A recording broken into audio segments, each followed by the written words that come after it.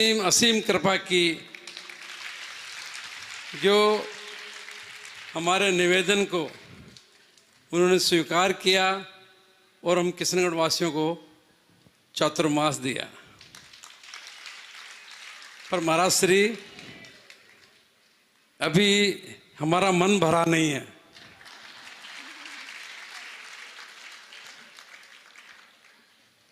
ये तो पता ही नहीं पड़ा कब निकल गया समय इतना जल्दी, लेकिन अभी हमारा मन नहीं भरा है। तो मैं समस्त समाज की ओर से आपसे निवेदन करता हूं कि शीतकालीन वासना भी आप किशनगढ़ ही करें।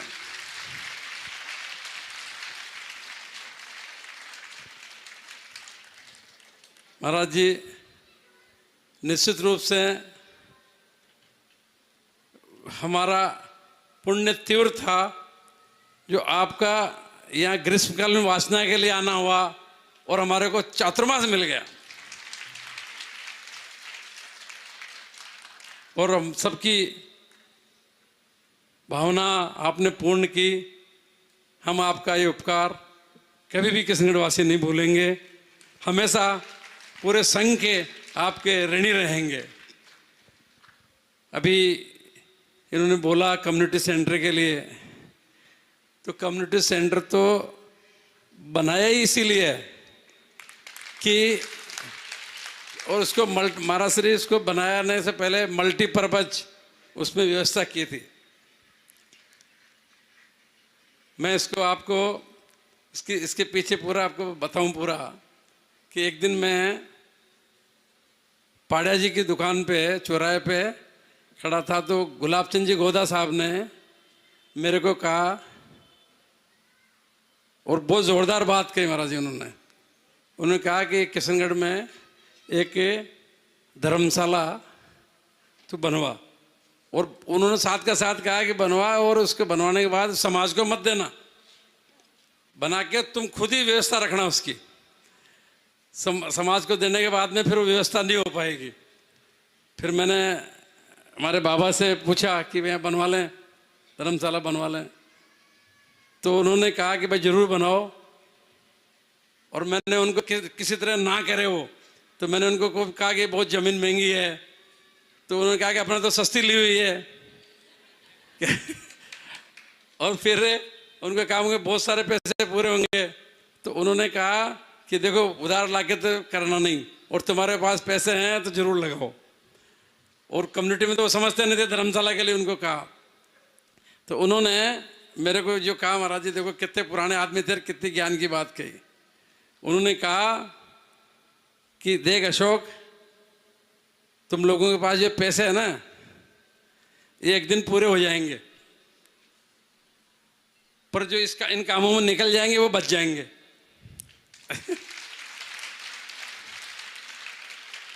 तो महाराज श्री इसको है ना बनाने से पहले सारा किशनगढ़ छोटी जगह है, और छोटी जगह में भाई कोई शादी ब्याह हो तो कोई और रहने के लिए जगह नहीं, उससे आज तो अब तो बहुत सारी बन गई, उस समय बहुत कम थी।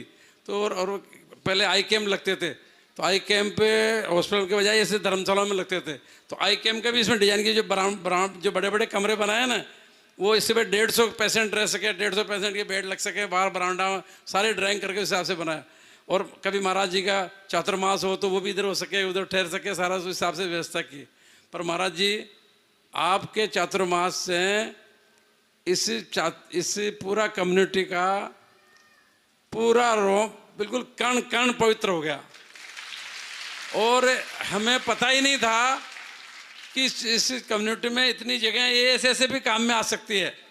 आपने पूरा, चाहे नीचे का चौक मैदान फंवारे वाला चौक हो, चाहे ऊपर वाला हो, और चाहे उस तरफ अपने अतिथि घर की तरफ हो, चाहे इधर हो, चाहे बाहर की तरफ हो, एक एक कण कण आपने पूरा पवित्र हो गया। और एक एक जगह हमें भी रास्ता बता दिया कि ऐसे भी व्यवस्था हो सकती है। और मैं तो ये आप कह रहे हो कि ये कम्युनिटी सेंटर की वजह से हो गया, कम्युनिटी सेंटर पवित्र हो गया, उसका भाग्य खुल गया, कम्युनिटी सेंटर के महाराज का चातुर्मास मिला। और महाराज जी हमारी तो यही भावना कि अगला चातुर्मास भी आपका यही हो। हमारा भी मन भरा नहीं महाराज जी और महाराज जी अगर आपको पंचकल्याण मान लो करवाने जाना है तो पंचकल्याण करा के वापस इधर आ जाए महाराज जी, कोई दिक्कत नहीं है।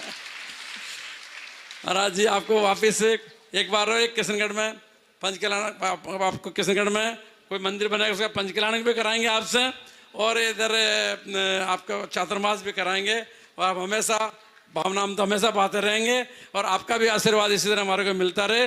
इन्हीं भावनाओं कामनाओं के साथ महाराज श्री के चरणों में बारंबार नमोस्तु।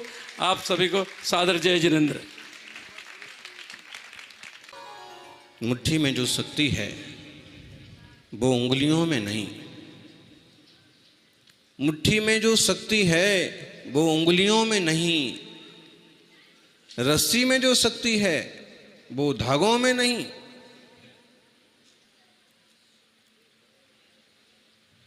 और समाज में जो शक्ति है वो अकेले इंसान में नहीं। अकेला इंसान कितना शक्तिशाली हो, लेकिन समाज की बात विशेष होती है। झाड़ू तब तक जब तक बंधन में होती है तब तक कचरे को साफ करता, और जब वह बिखर जाता है तो खुद कचरा हो जाता है। इसलिए हमेशा अपनों से बंधे रहो, अपने से बंधे रहो, क्योंकि एकता में ही शक्ति है। संघे शक्ति कलौ युगे। एक साथ आना शुरुआत है। एक साथ पहले दिन प्रवेश हुआ और पहले दिन ही नारियल चढ़ गया चातुर्मास का। गजब। एक साथ आना शुरुआत है, एक साथ रहना प्रगति है, और एक साथ मिलकर काम करना सफलता है। ये समाज पूरे देश के समाज के लिए उदाहरण है। आप कुछ भी कहो, पहले दिन अशोक जी ने श्रीफल चढ़ाया। अच्छा, ये ग्रीष्म काल भी यही होना है, ये चातुर्मास भी यही होना है, और ये शीतकाल भी। इतना बड़ा तो कोई बड़ी सोच वाला व्यक्ति सोच सकता है। अरे भाई, कहां स्वल्प प्रवास और कहां साल भर का प्रवास। फिर एक दिन शुद्धि के निमित्त से इधर हमारा जाना होता, अशोक वाटिका। उसका असली नाम क्या, अशोक वाटिका का? अशोक वाटिका ही बोलते हैं हम, वो फार्म हाउस छोटा वाला इधर। तो फिर एक दिन अशोक जी आए कि आप इसको देख लीजिए, आप एक बार इसमें चरण लगा दीजिए, कम्युनिटी सेंटर। हमने कहा इसमें हमारा क्या काम है? तो नहीं, एक बार आप पधारो। तो अंदर गए। कुछ नहीं, हमारा कुछ निर्णय नहीं है कि यहाँ रुकना भी है कि यहाँ आना भी है। आप देखिए, जो आप सोचते हैं पूरी शिद्दत से सोचो, वो सार्थक और सफल कैसे होता है, उसके लिए आप उदाहरण मान लो। हमारे मन में कुछ भी नहीं है इस भवन को लेके, लेकिन आकर के यहाँ महाराज जी रुकेंगे, यहाँ बड़े महाराज रुकेंगे, ये आचार्य श्री का रुकने का कक्ष है, यहाँ श्री जी विराजमान करने के लिए, यहाँ ऊपर चाहें तो आपके लिए ऊपर वाला भी कक्ष बहुत बढ़िया है, 3 तरफ से हवा आती है। दुकान कैसे चलती है हमको समझ में आने लगा। और उसको खरीदना है कि नहीं खरीदना है, आओ तो सही एक बार।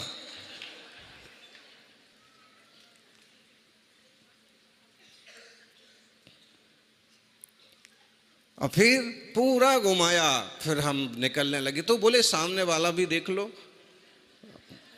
सामने वाला भी जब यहाँ तक आए हैं तो चलो इसको भी देख लो। तो फिर यहाँ एक स्थायी चौका चल सकता है, यहाँ आराम से 150 आदमी बैठ सकते हैं।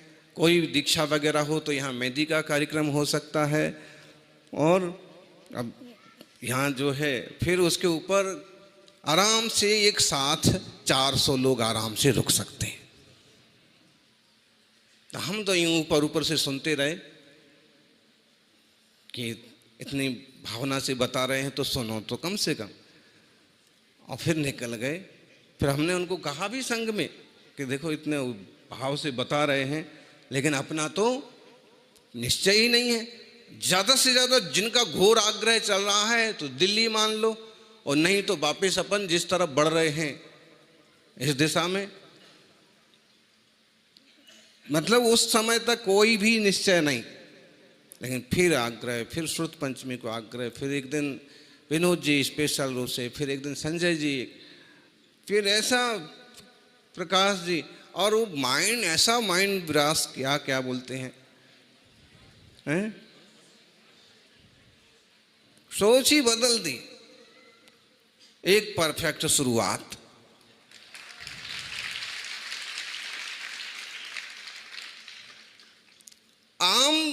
चूंकि प्रवचन का विषय नहीं है, लेकिन इसे हम प्रवचन में ले लेना अच्छा समझते हैं। अक्सर कर कई सारे गांवों में एक दो नेता टाइप के लोग होते हैं, या तो वो ईमानदारी और निष्ठा से निर्वाह करते हैं तो ठीक है, और उसमें या एक दो ऐसे होते हैं कि तानाशाह टाइप के होते हैं। वो जो करें सो परी समाज को मानना पड़े, वो जो कहें, माने एक दबाव टाइप से, एक हृदय से, जैसे अभी बोला और सब ने दिल से तालियां बजाई कि बहुत बढ़िया, अगला चतुर्मास भी, शीतकाल भी, जो बटोर सको सो, ये दिल से हुआ। लेकिन कई बार कुछ चीजें उन तानाशाह टाइप के एक ही स्थान करने वाले या केवल अपने को आगे करने वाले लोगों को एक आदर्श समाज देखना है तो किशनगढ़ आके देखो। भले दो पंचायत समिति हो, पूजा पद्धति के कारण से, पुराने सिस्टम के कारण से, लेकिन आप देखो दोनों अध्यक्ष एक साथ बैठे हैं, 4 अंगुल का भी फासला नहीं। और उसके ऊपर हाँ, एक राहु और एक केतु बनते हैं समाज में। 2 मंदिर भी हों तो एक उधर बैठता है, दूसरा उधर बैठता है। कैसे समाज चलेगा? कैसे समाज की प्रभावना होगी? कैसे मुनिजनों का आनंद से चतुर्मास होगा? वो तुम्हारे झगड़े निपटाएंगे कि अपनी साधना करेंगे? लेकिन जहाँ बाहर ही सब चीज़ें संभालते हैं, कहाँ क्या व्यवस्था चाहिए, कहाँ किसको समझाना है, और उसके ऊपर एक हो गए प्रधानमंत्री, एक हो गए गृह मंत्री, लेकिन उसके ऊपर भी एक राष्ट्रपति भी है। ये खास इस समाज की सबसे बड़ी खास, अशोक जी ने कह दिया, बात खत्म हो गई। इतना आपस का प्रेम वात्सल्य अगर हर गांव के समाज में हो जाए तो मुनि राजों को किसी से पूछने की दरकार नहीं पड़े, उनको कोई अपनी व्यवस्थाएं साथ में लेके चलने की जरूरत नहीं पड़े, कोई आपो आप साथ चलें। जैसे अभी 10-12 नाम गिनाए, तो ऐसे आपो आप श्रद्धा से चलें, अपनी व्यवस्थाएं पकड़ें, वो बात अलग है। लेकिन मुनियों को व्यवस्था में माथा लगाने की जरूरत नहीं पड़े, वो खुद ही करते हैं, खुद ही संभाल लेते हैं। देखिए कम्युनिटी के लिए तो खूब लोग तारीफ कर ही रहे हैं, बाकी ये है कि इस तरह के प्रांगण अगर हर बड़ी समाज के पास हों तो उन्हें किसी औरों के सामने हाथ फैलाने की जरूरत नहीं पड़े। समाज के कार्यक्रमों के लिए किसी होटल का मुंह नहीं देखना पड़े, वहाँ की गंदी बाड़े में अपने संस्कार नहीं बिगाड़ना पड़े। हर समाज के पास एक ऐसा सिस्टम हो। और विशेषता, जब चतुर्मास के लिए आग्रह हुआ, प्रवेश हुआ, तो अशोक जी एक दिन बोले कि महाराज जी शुरू से एक मन बनाया है कि चतुर्मास के कुछ दिनों पहले बुकिंग देना बंद कर देना है, और अंदाज लग गया कि कोई मुनिराज का संयोग बन सकता है, कोशिश करेंगे कि कोई संघ पधारे। अगर कोई साधु संघ पधारेगा तो चतुर्मास भर किसी को भी कम्युनिटी नहीं देना है, ये हमारा मानसिक संकल्प है। बताइए। और अगर आज देखिए आप, गांव में छोटी सी धर्मशाला रहती है, वही किराए पर उठा देते हैं, और मुनिराज आते हैं तो उन, अब कैसे होगा, ये तो भाड़े पर दी हुई है, ये तो ऐसे, ये उदाहरण है। भाड़े पर भी दो तो इस अंदाज में दो, इस स्टाइल में दो, इस ढंग से दो कि अगर आपको ज़रूरत है तो 8 दिन 15 दिन पहले आप उसका उपयोग कर सकें, उसे खाली करा सकें, या जो भी सिस्टम हो, या उसका एक सेपरेट हिस्सा हो कि ये 2 कक्ष तो जो है मुनिराजों के लिए है। हम लोगों का बिहार हुआ अशोक जी, पलवल पलवल के पहले और क्या मिला था, एक और था, वहां भी कई सारे श्रावक थे। स्कूल जैनोइंग का था, चूंकि बड़ा संघ था तो स्कूल भी खाली हो गया, व्यवस्था भी बन गई। लेकिन समाज से बाद में मालूम पड़ा कि एक दो साधु आते हैं तो ये स्कूल में ठहरने ही नहीं देते। बोले स्कूल चल रही है कौन? वो समाज के ही लोग हैं। अध्यक्ष कौन है? समाज के ही हैं। मंत्री कौन है? समाज के ही हैं। स्कूल किसकी है? समाज की है। वो मंदिर के अध्यक्ष वो भी समाज के ही हैं। लेकिन आपस में इतना कम्युनिकेशन गैप, इतनी नासमझी कि मौके पर भी ऐसी बेवकूफ़ी कर लेते हैं लोग। ऐसा नहीं होना चाहिए। समाज का कॉपरेशन देखना है तो एक बार किशनगढ़ आना होगा। जितने मंदिर हैं वो सब हमारे, जितनी धर्मशालाएं हैं वो सब हमारी। कोई भी श्रावक यहाँ का कह सकता है। आप वहाँ रुकना चाहते हैं मुनि महाराज, श्रावक आए वहाँ रुकना चाहते हैं, साधु वहाँ विश्राम करना चाहते, कहीं कोई रोक टोक नहीं। हर जगह के प्रतिनिधि सेवा और व्यवस्था के लिए तैयार। आपस में इतना संपर्क और देवशास्त्र गुरु के प्रति ऐसी अथाह भक्ति। अभी एक और नया प्रयोग आप देखेंगे, उसका प्रैक्टिकल प्रयोग हो, उसका लोकार्पण होना है कल, लेकिन सब लोग देखने मत आना। मतलब है कि मुनिराज आ गए। अब कल किशनगढ़ छोटा था, आज तो वो समझ लीजिए कि मेट्रो सिटी बनने की दौड़ में है। आज वहां से वहां तक गिनो तो लगभग 20 किलोमीटर का प्रांगण इस सिटी ने घेर लिया। और अगर आप अजमेर टच मानो तो भी कोई खास बात नहीं है।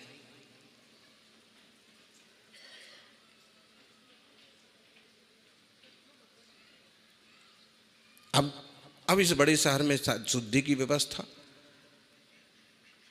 मंदिर के पास बड़ा सारा प्लाट जो उपलब्ध हुआ, जैसे मिला जिस कीमत में हाथों हाथ लिया और उसको इस ढंग से तैयार किया।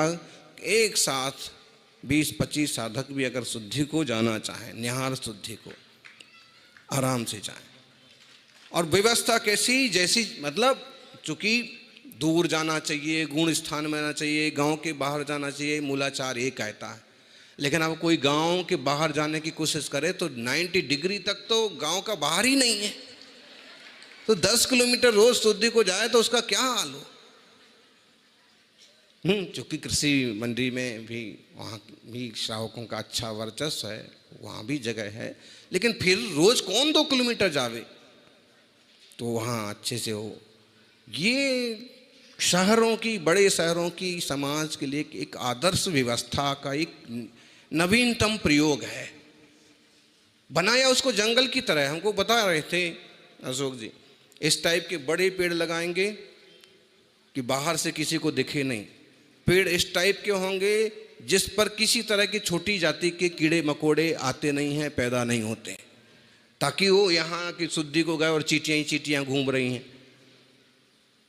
और फिर जहाँ शुद्धि की जगह रहेगी वहाँ पूरा मिट्टी वाला, ताकि वो खेत की फीलिंग आए, आराम से शुद्धि।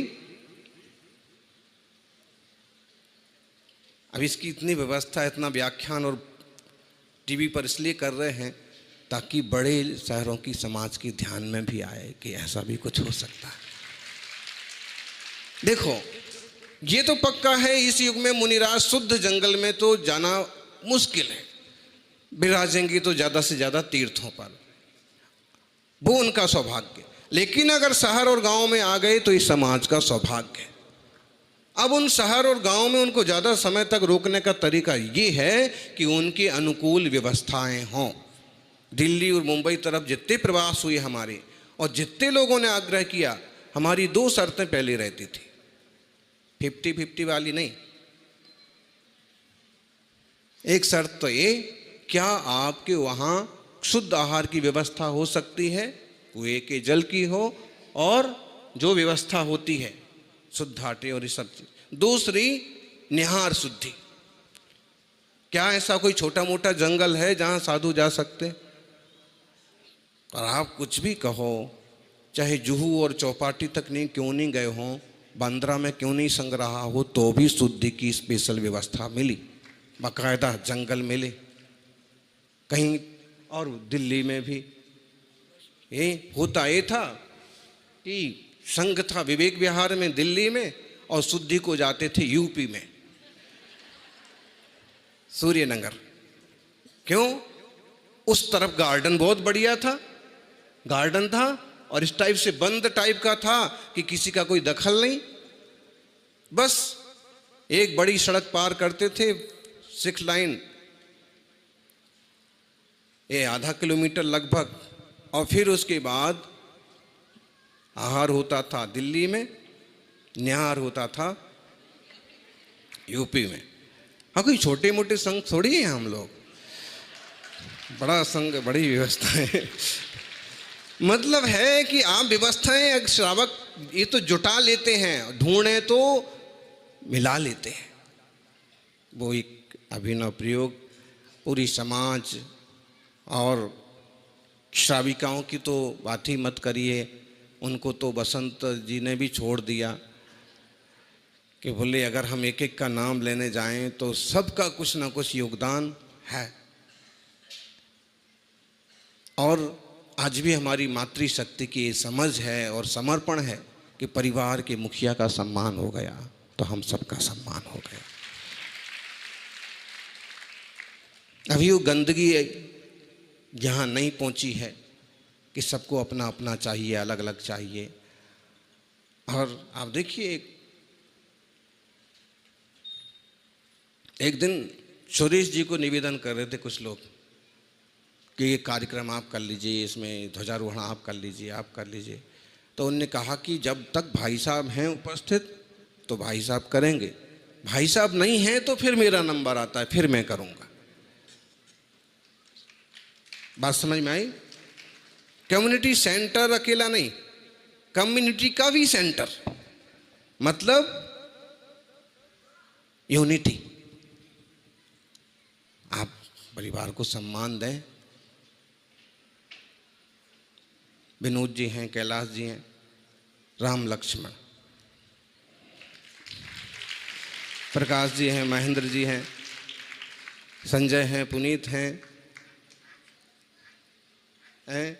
अशोक जी हैं, इंदर जी हैं, तो ऐसे और कई युवाओं में भी हैं। तो ये प्रकाश जी,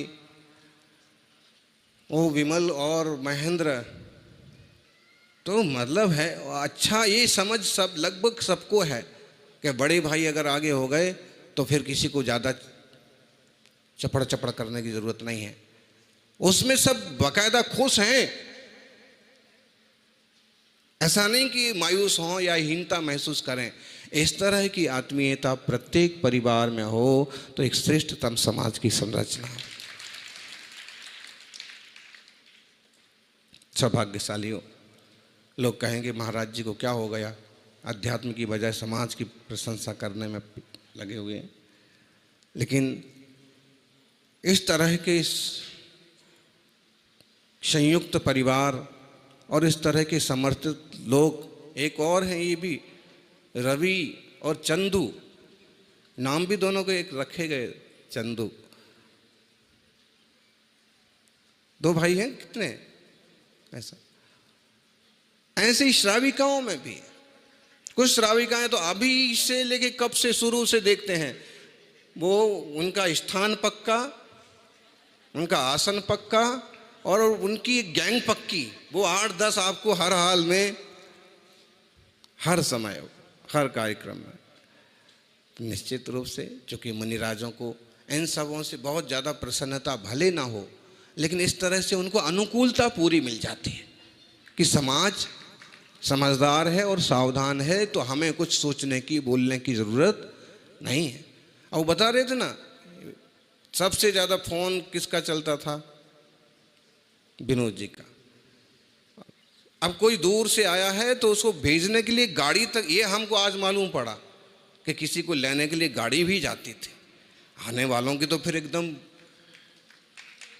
कहें, उसको तो एकदम आपने बिल्कुल ऐसा फील करा दिया कि जैसे इसलिए लोग बोल बोल के जाते थे कि ऐसा तो कहीं नहीं हुआ। बहुत बड़े मन से और बड़े मंच से, बड़े भाव से सब लाभ ले रहे हैं। वो छोटा सा उदाहरण जो दिया, चिड़िया चोंच भर पानी, छोटे कार्यकर्ता की भी अपनी एक वैल्यू होती है। कई बार हमें ऐसे लगता है कि वो कभी दिखे नहीं, वो कभी दिखे नहीं। कई बार होता है कि छोटी सी कील होती है, वो इस तरह से लगी रहती है, घुसी रहती है कि वो दिखती तो नहीं है, लेकिन अगर वो ढीली पड़ जाए तो पूरा स्ट्रक्चर ढीला पड़ जाए।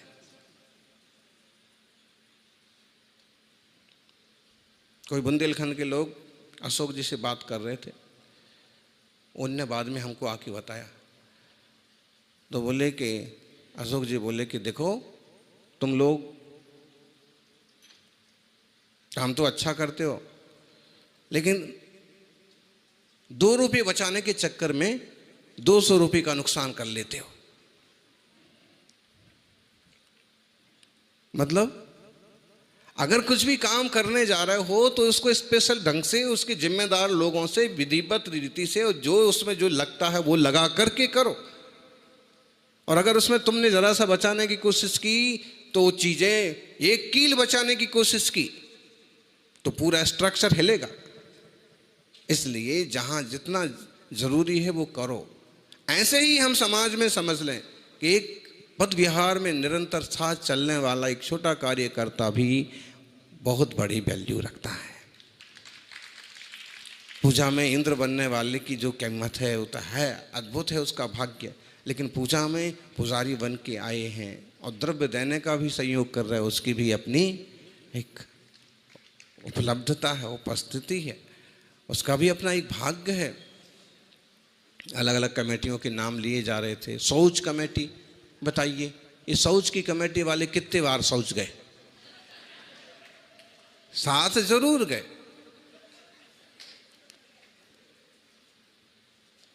लेकिन वो भी बहुत बड़ी जरूरत है। मुनि संघ निकला है प्रातःकाल निवृत्ति के लिए, तो 150 श्रावक साथ में जाएं, ताकि मुनि की महिमा समाज को दिखे, ताकि कोई अवैध तत्व है तो उसको समझ में आए कि भाई ये तो अद्भुत तपस्वी हैं और इनके लिए कुछ गलत बोलना या सोचना ठीक नहीं है।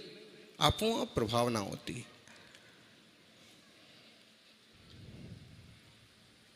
टीम वर्क बहुत ज़रूरी है। तुम कितने टैलेंटेड हो, तुम्हारी स्ट्रेटजी कितनी कमाल की है, अगर आप अकेले काम कर रहे हो तो आप हमेशा उस व्यक्ति से हार जाओगे जो व्यक्ति टीम के साथ काम करता है। क्रिकेट में 11 चाहिए। अगर आप बैटिंग कर रहे हैं तो अकेले भी कर सकते हैं, लेकिन यदि आप बॉलिंग कर रहे हैं, काम कर रहे हैं, तो 11 चाहिए। ये एक व्यक्ति 11 का काम सक्षम हो सकता है, पावरफुल हो सकता है, रनिंग में पावरफुल हो सकता है, बैटिंग में पावरफुल हो सकता है ऑलराउंडर हो, लेकिन जब काम करने की बारी आएगी, टीम वर्क की बात आएगी, तो उसको 11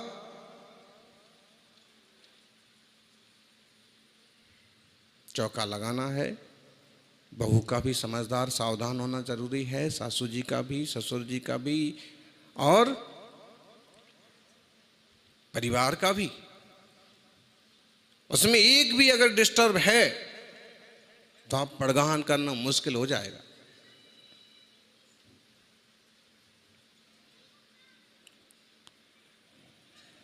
इसलिए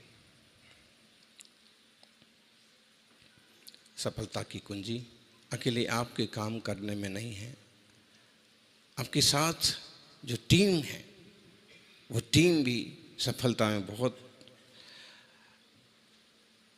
अब जब देखा है तो आ जाता है जीप पर, रास्ते में पोस्टर लगे थे, बड़े बड़े वो होर्डिंग्स लगते ना, वंडर सीमेंट। अब फोटो लगे थे उसमें कर्मचारियों के, 3-4 कर्मचारी इधर खड़े हैं, 3-4 इधर खड़े हैं, बीच में अमिताभ बच्चन खड़े हैं। तो एक विचार आया कि ये जो खुद ही मिल के आए तो अपना ही फोटो लगा देते तो ऐसा क्यों किया जी? बात ठीक है, चेयरमैन हैं, पावरफुल हैं, लेकिन इसके पीछे की समझदारी कि जो लोग हार्ड वर्क कर रहे हैं अगर उनको इस तरह का सम्मान मिलेगा तो निश्चित रूप से वो आपका सवाया काम करके देंगे। उनको वो गुड फील होगा, उनको अच्छा लगेगा कि जिनके पास हम काम कर रहे हैं उनको हमारी कितनी तवज्जो है, कितनी कीमत है।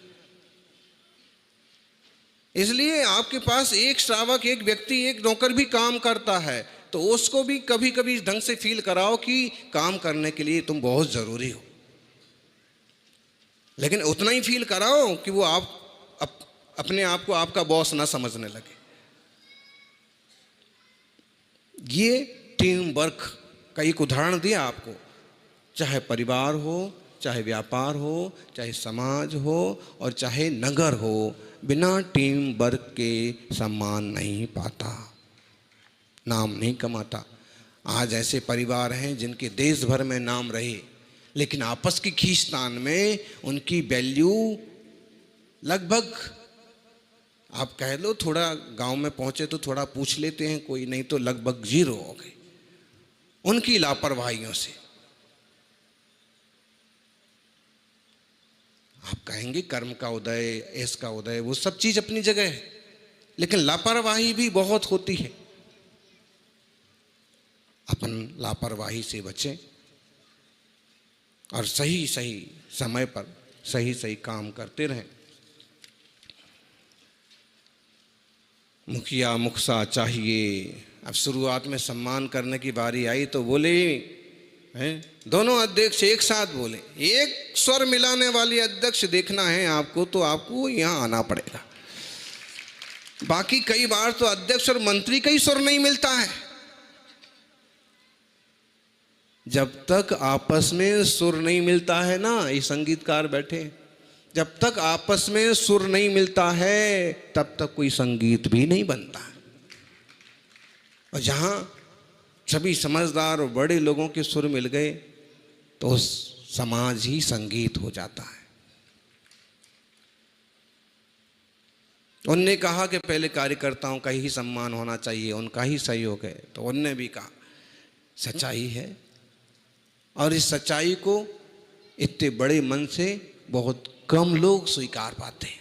अक्सर कर देखा होगा काम जिनने किया वो पीछे रह जाते हैं। जलती बाती है, नाम दीपक का होता है।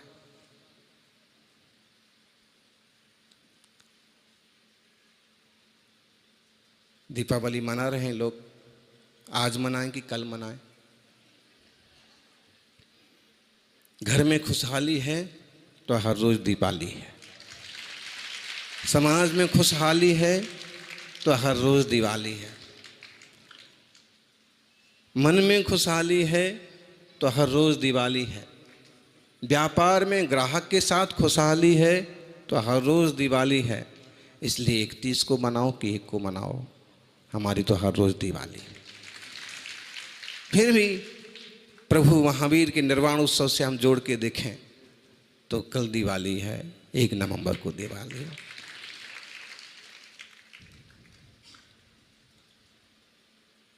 आपस में सुर मिले तो खुशियां रहती हैं। अब वो कह रहे कि नहीं ऐसा नहीं होना चाहिए, वो कह रहे हैं ऐसा होना चाहिए।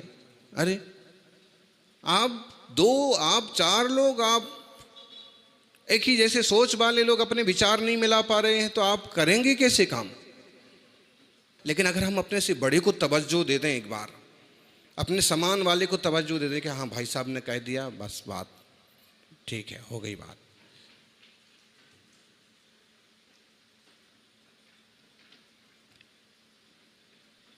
नाना जीवा नाना कम्मा राणा विहम हवे लद्दी तम्हा वयन विवादम परसम स्वग पर समेहिम बज्जिजा।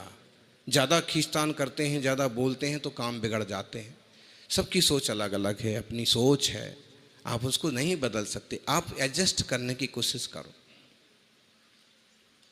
विनोद जी बोले हम तो सेवक हैं, सेवा हमारा काम है। और उर सेवा हमारा गांव है। सेवा हमारा काम है और उर सेवा हमारा गांव है। तो जब इस ढंग से सोच के चलते हैं तो लोग साथ चलते हैं, साथ में काम करते हैं। आज देख लीजिए आप, काम के वैद्य भी बैठे हुए हैं और नाम के वैद्य भी बैठे हुए हैं। काम के वैद्य ऊपर बैठे हैं और नाम के वैद्य, लेकिन जब नाम और काम दोनों एक साथ जुड़ते हैं तो मुकाम हासिल हो जाता है।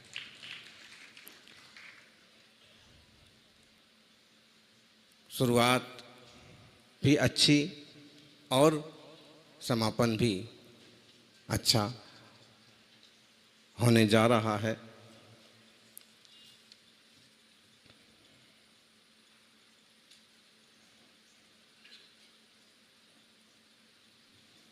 सच्ची है, जितनी आपकी क्षमता है उतना काम जरूर करना चाहिए।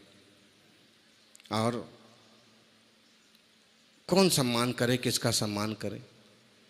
बोले हम तो एक दूसरे का साथ काम करते हैं और एक दूसरे का सम्मान करते हैं। सही है,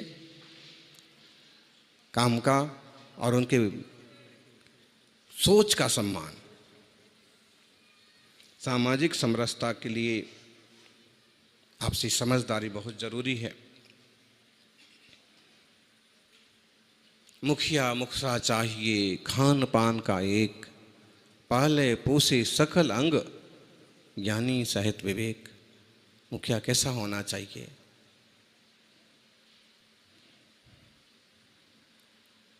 मुख जैसा, एक मुख खाता है और सब अंगों का पालन पोषण हो जाता है। ऐसे ही समाज में मुखिया दिखने वाले एक होते हैं, दो होते हैं, लेकिन पोषण पूरे समाज का होता है। इस तरह का प्रत्येक परिवार में, प्रत्येक समाज में माहौल बने।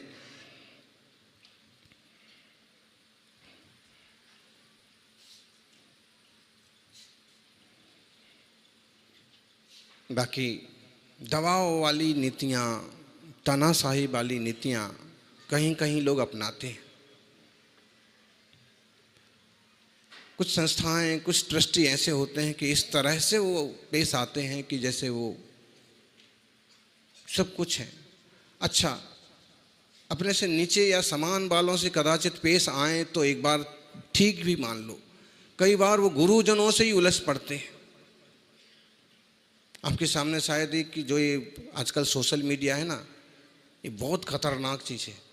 भले से अच्छा भी मान लो कि अच्छी चीज़ें भी आती हैं, नहीं तो इससे आपको मालूम पड़ा अभी इन्हीं महीने 15 दिन में 2-4 ऐसी घटनाएं घट गई कि वो महाराज जी को चिल्ला रहे हैं, वो माता जी पर अनुशासन कर रहे हैं, वो पूरे समाज को अकेले ही बड़बड़ाए जा रहे हैं। तो जो खींचतान वाली है, तानाशाही वाली स्थितियां हैं, ये किसी भी तरह से समाज के हित में नहीं है। हो सकता है आपकी विचारधारा अलग हो, मानसिकता आपकी अलग बैठती हो, तो अभी समझौता तो किया ही जा सकता है, समझदारी तो रखी जा सकती। किसी विषय को लेके किसी चतुर्मास में और किन्हीं त्यागी वृत्तियों से भी अगर मन नहीं मिल रहा है तो इतना धैर्य तो रख ही सकते हैं कि भाई दीपावली तो हो जाने दो। मतलब है, कुछ लोग इतने भारी पड़ जाते हैं कि मुनिराज तक को समझाने पहुंच जाते हैं। भाई मुनि हैं, अगर वो मूल गुणों का पालन कर रहे हैं, आत्मनिष्ठ हैं, शांत हैं, सहज हैं, और कदाचित उनसे कुछ आक्रोश बस कह दिया गया, तो आप इसको इस ढंग से लो कि या तो वो आपके हित में है या वो गलती है तो वो सुधार लो। क्यों? क्योंकि शांत सहज साधना करने वाले कुछ बोलेंगे नहीं, पहली बात तो, और कभी कुछ भूल गया तो उसका स्वीकार करके वो परिवर्तन, वो चेंजिंग कर ली जाए, ना कि उनको ही समझाने पहुंच जाए। अनुकूलता, मुनिराज की त्यागी वृत्ति की अनुकूलता समाज रखे, कि वो श्रावकों की तरह हर चीज में शामिल होते रहें? स्वाभाविक कोई भी समझदार कहेगा कि मुनियों को तो मुनि की तरह रहना चाहिए और श्रावक उनकी अनुकूलता रखें। अगर उनका 12 बजे का सामायिक का समय है दोपहर का, तो उसकी पहले पहले सब कार्यक्रम खत्म कर लें, ना कि उनको कहें कि नहीं महाराज आपको तो बैठना पड़ेगा, 12 से 1 भाई बैठना पड़ेगा, इसमें तो बोलियां लगेंगी, आपको तो रहना पड़ेगा। ये खोटे आग्रह ठीक नहीं। ये एक तरफ तो हम चाहते हैं कि शुद्ध और अच्छे साधकों के दर्शन होते रहें, और दूसरी तरफ खुद ही शीतलाचार को पोषित करें कि आपको तो रात को भी बैठना पड़ेगा, 8 बजे तक तो सब लोग बैठते हैं, 8 बजे तक सब लोग बोलते हैं। आप श्रावकों के लिए बुरा नहीं लग जाए, लेकिन आप कोशिश करें कि सामायिक का समय हो गया तो बहुत विनय से निवेदन करें, गुरुदेव 7 बज गए, अंधेरा हो गया, आप सामायिक करें, मैं कल आपके दर्शन को फिर आता हूं। मतलब कोई भी चीज खूब विनय से कही जा सकती, खूब आनंद से, और वो स्वीकार कर, और समझौता वो ना करें। महाराज जी इस भवन में रुके हो तो देखो ये सब कुछ ऐसा बिगड़ ना जाए। अशोक जी आए एक दिन, ऐसे पता नहीं ऐसे आते हैं और कुछ ना कुछ अपना अच्छा वैसे इससे बोले महाराज जी सब ठीक तो है ना? तो अब ठीक तो क्या है, साधु को तो साधना करना है, फिर भी श्रावक का कर्तव्य है कि बीच बीच में पूछते रहें कि कोई आकुलता वाली बात तो नहीं है, कोई विपरीत तो नहीं है, तो सब ठीक तो है। तो हमने कहा सब ठीक है, बढ़िया है। तो बोले कि कुछ भी तोड़ फोड़ करना हो, कुछ भी बदलना हो तो श्रावक लोग तोड़ सकते, बदल सकते, फिर बन जाएगा। क्या समझे? इतना बढ़िया वास्तु है, इतने बढ़िया पत्थर लगे हैं, फोटो लगे हैं, सब चीजें अपनी जगह ठीक हैं, फिर भी कुछ भी तोड़ फोड़ करना हो तो श्रावक लोग करें, कोई मनाही नहीं है, और फिर बन जाएगा। आप देखिए ऐसे कितने श्रावक मिलते हैं। कुछ तो ये शिकायत करने आ जाएंगे कि 2 पाटे टूट गए, अलमारी का कुंदा उखड़ गया, ऐसे लोग मिल जाएंगे आपको। अरे भाई जितना बड़ा दिल रखो, ये हमारे देवशास्त्र गुरु हैं, ये त्यागी व्रती हैं, इनने इतनी हिम्मत की है, पीछे कमंडल लेकर के मार्ग पर निकल पड़े हैं, उसमें भी निष्ठा से डटे हुए हैं। कम पड़े हों, ज़्यादा पड़े हों, बूढ़े हों, लेकिन फिर भी निष्ठा से लगे हुए हैं। इनके लिए हम क्या कर सकते? वो जो समाधि भावना आती है 16 कारण भावना में, वो समाधि भावना क्या चीज़ है? समाधि करा देना थोड़ी है। वहाँ है जो त्यागी वृत्ति साधु उपलब्ध हैं, उनकी समता भाव बनी रहे। विनोद जी कोई चर्चा आ गई, कोई बात आ गई, बाहर बाहर समझ लिया, समझा दिया, भाई महाराज जी को मत कहने जाओ, कोई मतलब ही नहीं है, उनको सामायिक करने दो, उनको ध्यान में बैठा रहने दो, ये अपना काम है, अपन निपट लो। जरूरी है इस कल युग में साधना के क्षेत्र में उतरना बहुत कठिन हो गया, और जब से मोबाइल आया है तब से तो वो ही नहीं छूटता सबसे पहले तो, और पास में रहे तो चित्त की स्थिरता ना बने। मतलब इतने आधुनिक साधन संसाधन हो, फिर भी साधना के मार्ग पर कोई आए हैं तो धन्य धन्य हैं वो जीव, और उनकी हम जैसे सहयोग सेवा कर पाए करो। उनके विचारों से विचार भले ना मिले, लेकिन उनका जो आचरण है वो तो वही वाला है ना जो सब अपने दिगंबर मुनिराजों का है, जिन वाणी में लिखा है कोई बात नहीं हम सेवा करेंगे। ऐसे चक्रवर्तियों की तरह अपना चित्त रखने वाली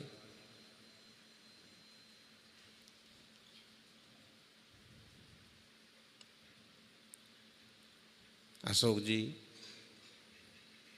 यहाँ की वरिष्ठ श्रावक जन और सभी कार्यकर्ता अपने मन को ऐसे ही बड़ा बड़ा बना करके और इस वीतराग जिन शासन की यज्ञाग्नि में आहुतियाँ देते रहें, और आत्महित के साथ साथ जनहित करते रहें, और जिन शासन की प्रभावना करते रहें, यही मंगल भावना। जो कि आज तीर्थंकर महावीर स्वामी की कथा का सेकंड पार्ट लेना था, लेकिन ये आज श्रावकों का प्रबोधन हुआ। उन वर्धमान स्वामी का चरित्र अपन कल उनके निर्वाण कल्याणक के दिन और समझेंगे। समय सुनिश्चित है, निश्चित समय पर सब चीज़ें सबको करना है और कब पूरा लाभ लेना है।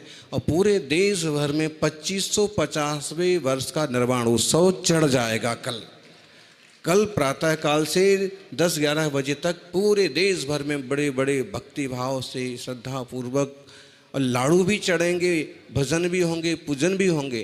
तो सब जगह उत्साह से यह चीज़ होना चाहिए। रैली जुलूस जो भी है, क्योंकि फिर 50 नहीं रहेगा। अगले ही सुबह महावीर निर्वाण उत्सव, वीर निर्वाण संवत 2551 लिखना चालू हो जाएगा। और सब अपनी डायरी पर, अपनी किताबों में, अपने पत्रों में, अपने कैलेंडर्स में वीर निर्वाण संवत का भी उपयोग करें। हमने गुलाब कोठारी को कहा था जयपुर में कि आप वीर निर्वाण संवत भी लिखो ना, तो उन्हें अपनी कुछ बातें बताई कि क्यों नहीं लिख पा रहे हैं। लेकिन कोशिश करें कि हम उससे भी आगे लाएं, क्योंकि इस देश और दुनिया का सबसे पुराना निर्वाण संवत कौन सा है? वीर निर्वाण संवत।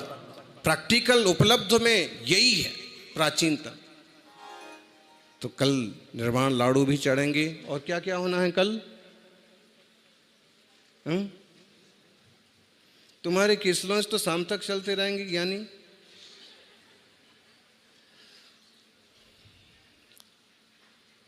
और परसों नववर्ष चालू हो जाएगा वीर निर्वाण संवत के हिसाब से। और उसके बाद भाई एकम, फिर भाई दूज, फिर भाई तीज।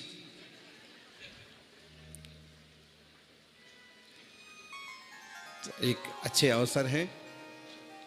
और पिछी परिवर्तन का तो सबको पता ही है। कई लोगों ने फार्म भरे हैं। एक फॉर्मेलिटी भी ज़रूरी होती है ताकि संज्ञान में आ जाए कि किस ढंग से